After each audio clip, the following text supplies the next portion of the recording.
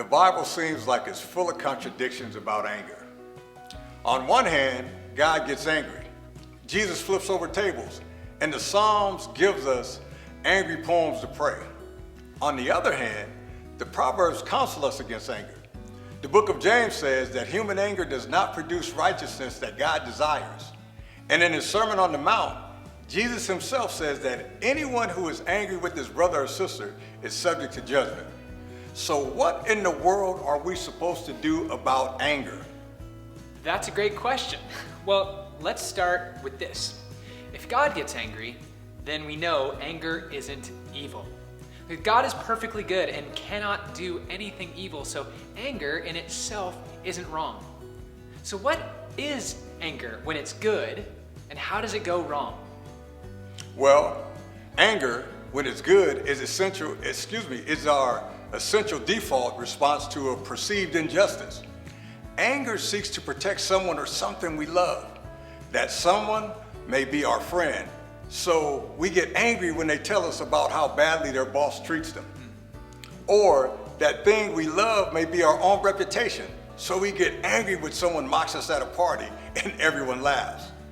Anger happens when someone or something we love is violated, and anger demands justice. But as you and I both know, anger can go wrong in so many ways. And when anger goes wrong, it turns into the deadly sin of rage, or what the ancients called wrath. Thomas Aquinas, a theologian from the 13th century, said that anger goes wrong when, 1, the target of my anger is wrong, and 2, the way I try to hit the target is wrong. So let's take the first one first.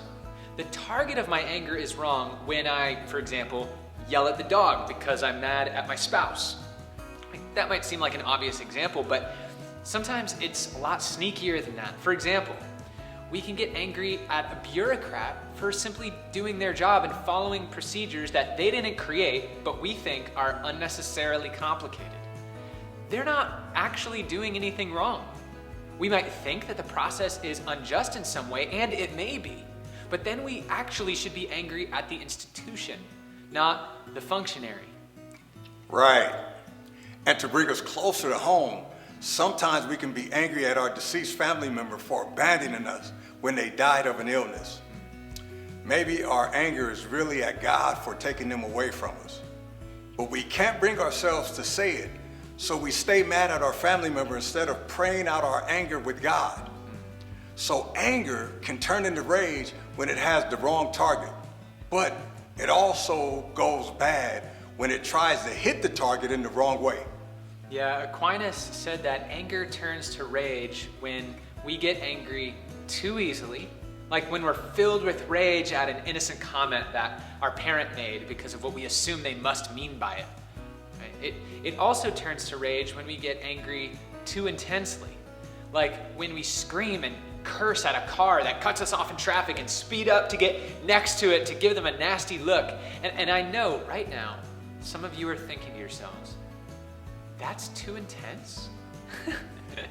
So this video is for you. And finally, rage happens when we're angry too long. Like when we hold a grudge against someone for something they did a very long time ago. Or like when we stay angry at someone even after the person has paid for the damage they did. So, as you can see, there are a lot of ways when anger can and often does turn into rage.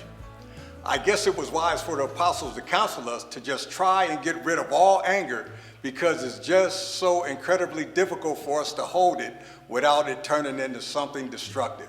Yeah. So the question is, how do we remove anger and rage from our lives? Well, for one thing, we don't deny its existence. There is nobody more destructive than someone who's seething with anger underneath, but unwilling to admit it to themselves. No, if we're angry about something, the best and first thing to do is to bring it to the only one that we cannot damage in our anger, and that's God. The Psalms teach us to pray all of our emotions, including our anger, and it's important to be honest about how we're feeling with God and allow Him to interact with our true feelings. Once we've done that, the best thing we can do is to cultivate the virtue of hope.